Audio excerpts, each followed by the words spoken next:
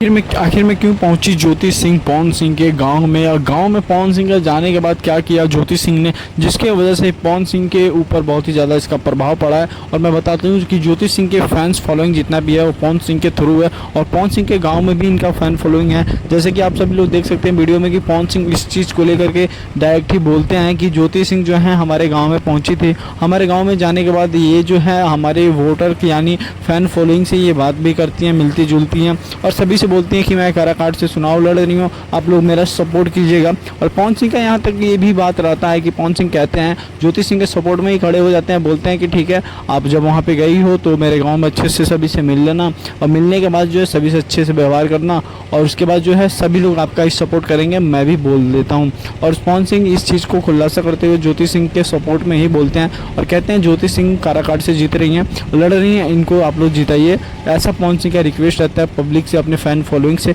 बाकी आप लोगों का क्या राय है कमेंट करके जरूर बताइएगा। देखते हैं आप अपने माता पिता से कितना प्यार करते हैं।